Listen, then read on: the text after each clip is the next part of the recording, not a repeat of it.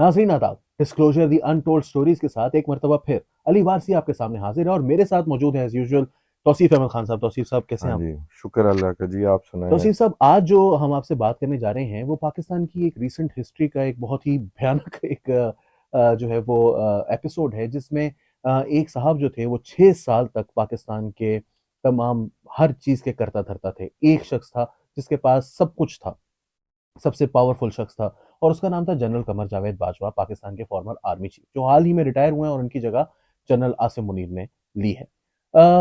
General Bajwa जो हैं उन्होंने उन्हें 2016 में पहली दफा अपॉइंट किया गया आर्मी चीफ नवाज शरीफ साहब ने किया। उसके बाद उन्होंने एक केयर टेकर प्राइम मिनिस्टर के साथ भी काम किया, शायद खाकान अब्बासी के साथ काम किया, इमरान खान के साथ काम किया, शहबाज शरीफ साहब के साथ काम किया।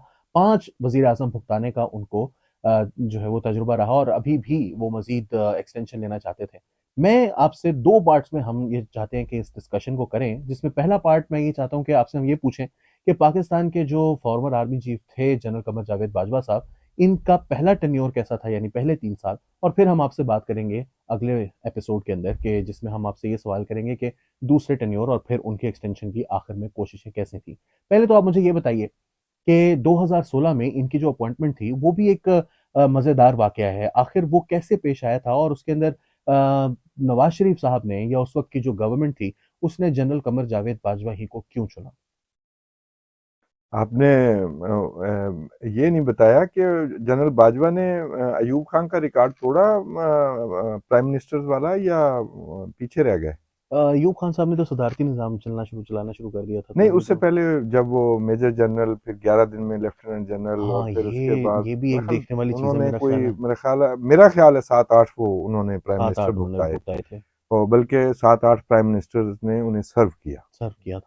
तो बिल्कुल। ये हमारी हिस्ट्री है। उन्होंने 7-8 प्राइम मिनिस्टर्स अपॉइंट किए। हाँ, अपॉइंट किए, बिल्कुल। और फिर जिसको लास्ट टाइम जिसको अपॉइंट किया, फिर उसी के खिलाफ मार्शल लॉ लगाया माशाल्लाह लगाना उन्होंने। बना। ये हमारी हिस्ट्री है। और हमारी बदकिस्मती ये है कि ये ऐसा तमाम लोगों का रोल मॉडल अयूब खान है। 100%।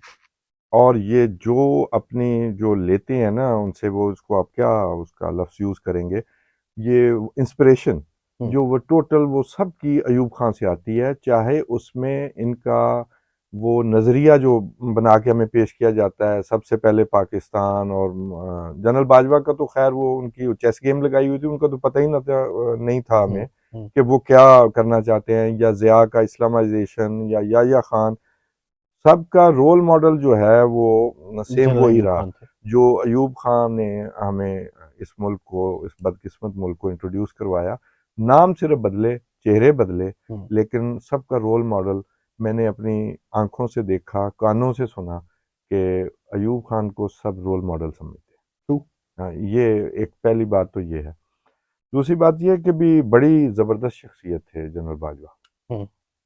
इसमें तो कोई शक नहीं। और इतने लंबे कद वाले वैसे होते नहीं, ऐसे इतनी लंबी गेम के घोड़े नहीं होते। और जब वो चीफ बनने से पहले, बल्कि हम थोड़ा सा पीछे जाएं, नवाज शरीफ के बारे में ये मशहूर था कि वो लॉबिंग को पसंद नहीं करते। हम्म। और जैसे कि आजकल वो हमारे जनरल हारून असलम साहब हैं, तो उन्होंने भी अपने तौर पर लॉबिंग की कोशिश की, और वो उनको बैकफायर किया उस लॉबिंग में। बिल्कुल। तो इसी वजह से वो आज भी खिलाफ हैं। जनरल अली कुली खान की भी एग्जांपल आपके सामने है। हम्म। तो एक ट्रैक रिकॉर्ड था। हम्म। लेकिन इसके बावजूद जनरल बाजवा, जो उस वक्त कंसीडर भी नहीं हो रहे थे कि भी वो करेंगे, चीफ ऑफ आर्मी स्टाफ बनेंगे, लेकिन उनकी लॉबिंग कमाल थी। बिल्कुल। और वो उनकी लॉबिंग 2014 के धरने से शुरू हो गई थी। आप हम्म। देखें, यस। कोर कमांडर्स कॉन्फ्रेंस में बिल्कुल। उन्होंने अपना पॉइंट ऑफ व्यू डिफरेंट लिया। नवाज शरीफ साहब के हक में लिया। नवाज शरीफ साहब के हक में, या जमहूरियत के हक जमहूरियत के में, हक में, मतलब बिल्कुल। भी आप फाउल ना, नवाज शरीफ क्या है, वो जमहूरियत के हक में। हम्म। और वो बहुत जमहूरी जर्नैल थे। हम्म। आपको पता हो, उनके बेटे बड़े जमहूरी थे। टू। उन्होंने पूरी कौम के बेटों का नहीं सोचा, लेकिन जब उनके बेटे नाराज होते थे तो फिर वो जमहूरियत का सोचते थे। ये भी ऑन रिकॉर्ड है। ये भी वैसे कभी निकलनी चाहिए, ये अहमद नूरानी साहब से जो है वो गुजारिश करनी चाहिए कि ज़रा बेटों की भी जमहूरियत निकालनी चाहिए थोड़ी सी। अहमद नूरानी साहब तो बड़ी खतरनाक पिच पे खेलते हैं लेकिन हम नहीं करेंगे, हम अहमद नूरानी से हम अहमद गुजारिश करेंगे नूरानी कि से वो बताए। करवाएंगे। तो खैर, तो उस वक़्त ही वो लॉबिंग शुरू हो गई और आप देखें कि उस लॉबिंग में उनके, कहा जाता है कि उनके ससुर ने बड़ा की रोल अदा किया हुँ, और इस लेवल तक बात आई कि अबसार आलम साहब तक भी बात पहुंची, उनके ज़रिए भी मैसेजिंग हुई। ज़ुबैर साहब के साथ जो गवर्नर थे सिंध जी, के, जी। उनके साथ उनकी फैमिली रिलेशन थे, जी, उनके ज़रिए भी ये काफ़ी सजेस्ट नुकसान हुआ करवाया ज़ुबैर गया। साहब को उसका बाद में, उन्होंने उसका फसल खमियाज़ा काटी, भुगता। उन्होंने फसल काटी जी, उसकी, बाकायदा फसल काटी। और आपको याद होगा जब ये बने तो उनकी फैमिली वहाँ पहुंची हुई थी और उसकी तस्वीरें भी आई। जी, तो मतलब कि भी उस वक्त जिन लोगों से ये इनका मिलना था कि ये मुझे बनाएं, और उस वक्त एक बड़ा अजीब सा काम होता था कि ये जो आपके खिलाफ हो रहा है ना, बस मुझे आ लेने दें, फिर मैं देखता हूँ मैं कैसे सब ठीक कर देंगे। ठीक कर से करता हूँ। तो लेकिन एक यार ने, एक वाकफ़े हाल आदमी ने उस वक्त कहा था कि आप ज़िया को भूल जाएंगे, फिर ज़िया प्लस को याद करेंगे। हुँ, मुल्क जिस स्टेज पे है, तो वो उसका उस वक्त ये ख्याल था कि भी ये ज़िया और प्लस बाद का अज़ां दौर। शेख रशीद साहब ने ये बात कही कि अच्छा, जनरल बाजवा जो हैं, वो जनरल ज़िया-उल हक के बाद दूसरा स्मार्टेस्ट आदमी मुझे नज़र आया। कमाल है, वो उनके गॉर्डन कॉलेज के सीनियर भी होते थे वो। अच्छा, ये उनका दावा है। उनका ये तो ऐसा हर, कुछ हुआ नहीं है वाक़या ऐसा में। कुछ भी नहीं हुआ, वो खुद भी पता नहीं गॉर्डन कॉलेज में उस वक्त भी सीआईए की मुखबरी के मुखबरी। लिए जाते थे, वो क्या करते थे। खैर वो और बात, किसी दिन इस पे भी बात करेंगे कि शेख साहब की भी एक प्रोफ़ाइल होनी चाहिए, शेख बाजवा रशीद साहब के साहब बाद। की प्रोफाइल होनी चाहिए और वो बिल्कुल। कैसे स्टूडेंट लीडर बने और किसका नाम रिप्लेस किया। बड़ी इंटरेस्टिंग ये स्टोरी है, ये हाँ, किस दिन बिल्कुल, हम इस बिल्कुल, पे बिल्कुल वो करेंगे। करेंगे अब। खैर, तो उन्होंने ये इन सारे लोगों के जरिए मैसेजिंग ये की कि मैं ठीक करके रख दूंगा। उस वक्त नवाज शरीफ साहब पे एक इशू आया हुआ था डॉन लीक्स का। जी।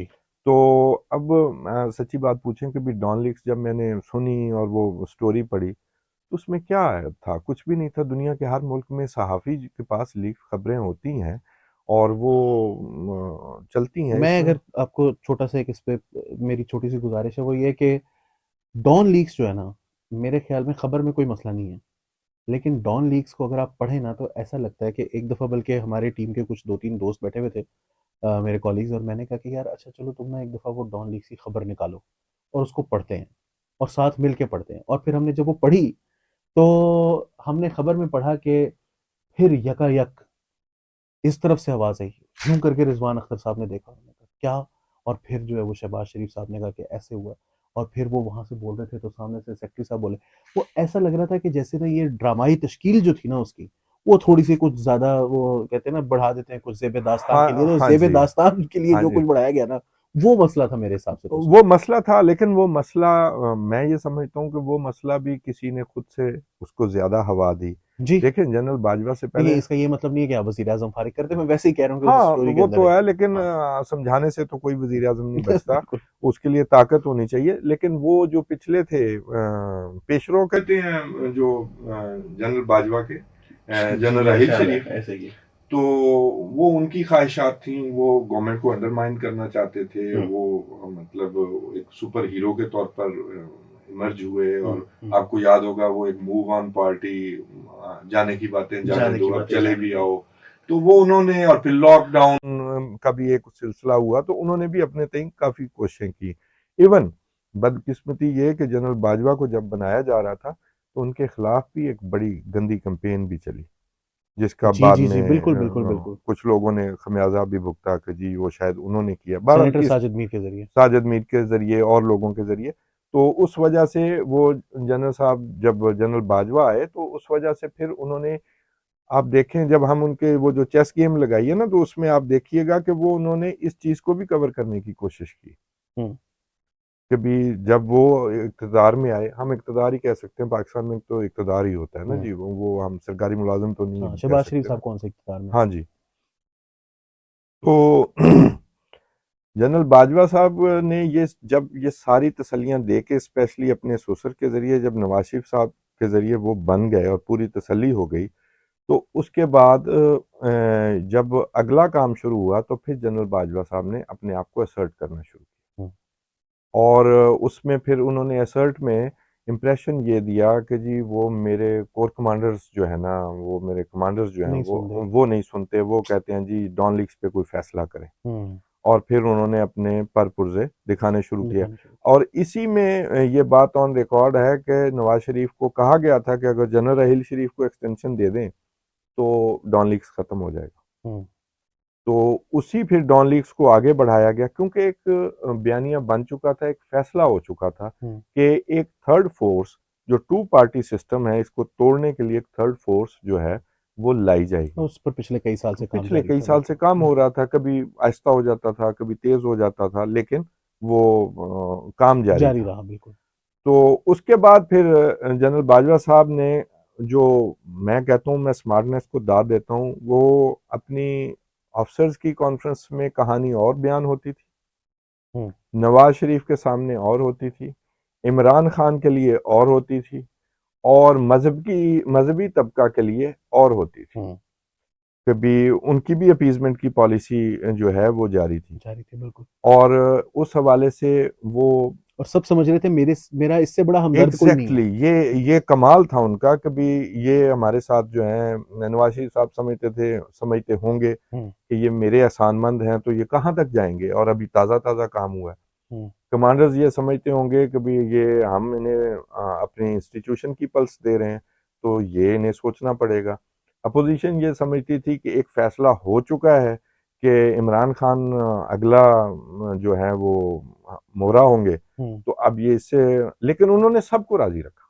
मगर मैं एक चीज समझने से थोड़ा कासिर हूँ, वो ये है कि डॉन लीग्स के ऊपर जनरल बाजवा के कमांडर्स जो हैं या कोर कमांडर्स जो हैं वो इतने संजीदा क्यों थे?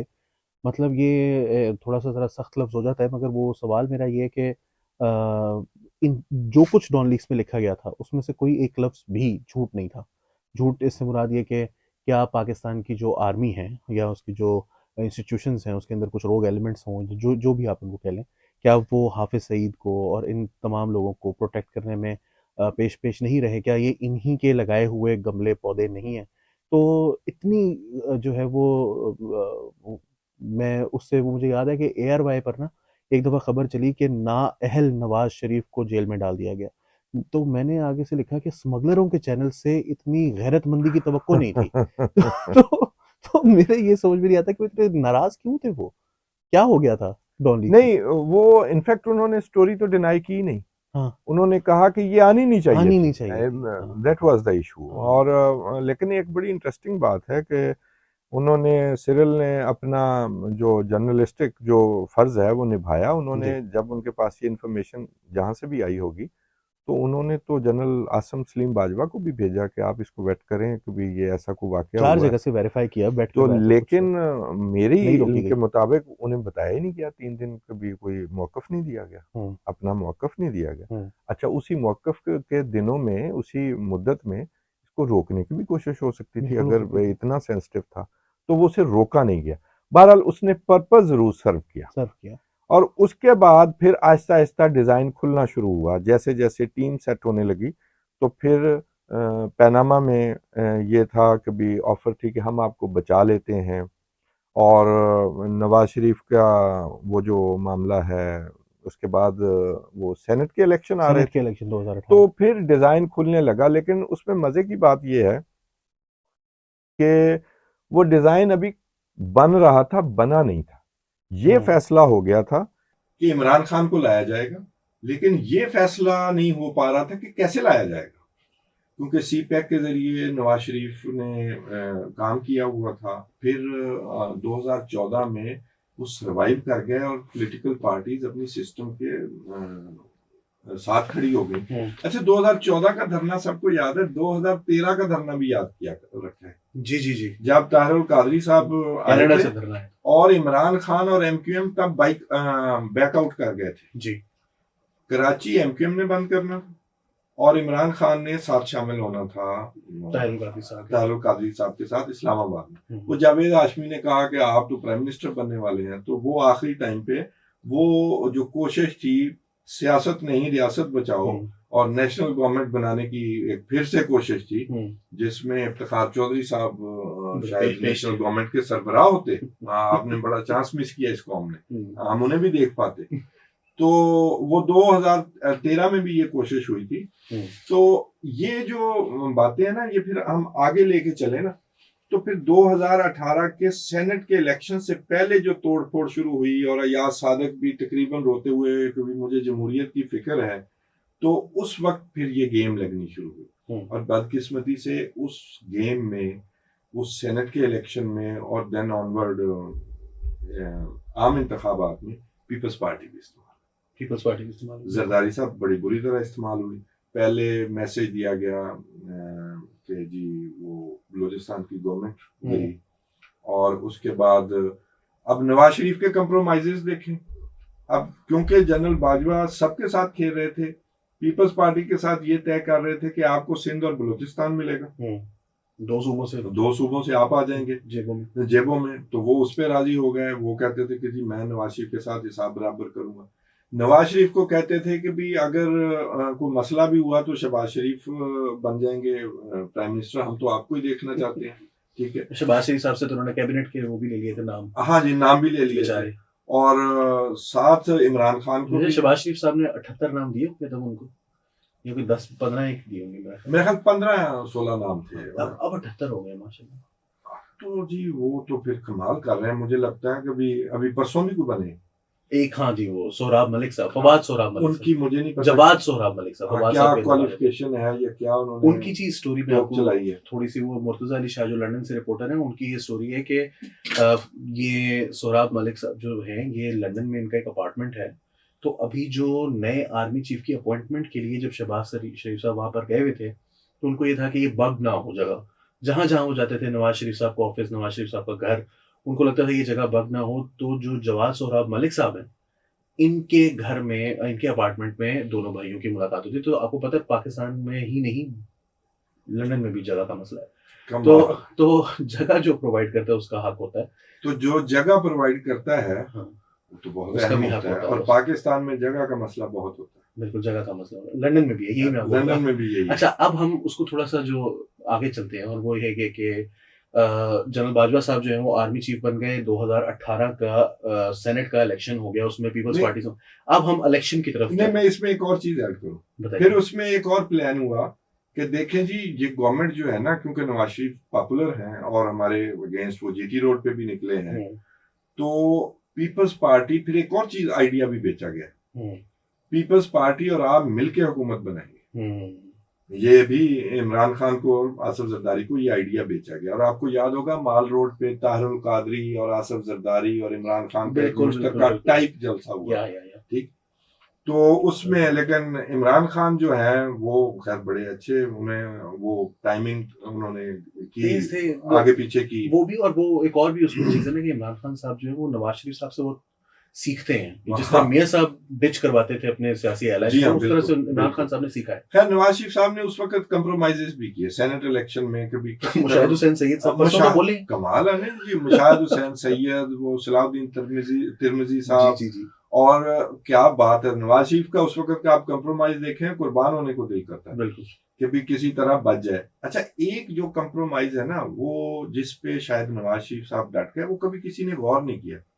आपको याद होगा नवाज शरीफ और शहबाज शरीफ अलग-अलग फ्लाइट्स पे सऊदी अरब बुलवाए गए थे। जी बिल्कुल।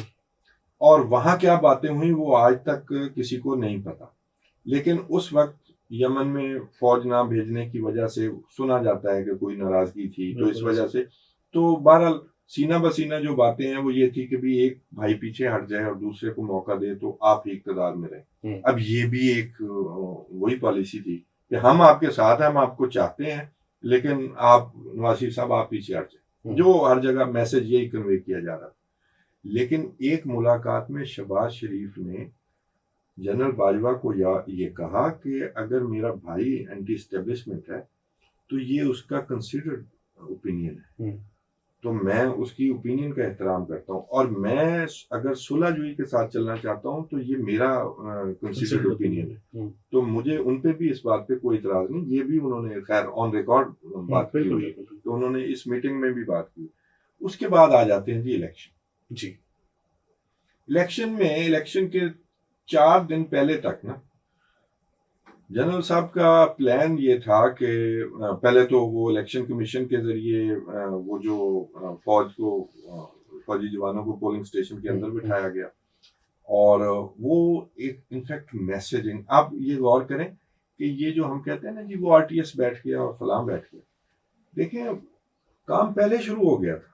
नवाज शरीफ की इलेक्शन की तोड़फोड़ पहले शुरू हो गई। जी जी, बहुत बहुत पहले से। ठीक है, कुछ लोगों ने ये ऑप्ट किया प्रेशर की वजह से, वो जब महकमा ज़राअत का भी नाम आया जी, देखे ना कितना बैड नेम हमारे मतलब कि इंतहाई अहम इंतहाई इदारे अफसोसनाक, को बिल्कुल। मिल रहा था। तो जो लोग पार्टी नहीं छोड़ना चाह रहे थे वो मजबूर हुए कि इलेक्शन ही ना लड़े। फिर एक जनूबी पंजाब महाज बना जिसमें से नवाज शरीफ की पार्टी के नून लीग के लोग तोड़ के वो जनूबी पंजाब महाज में गए।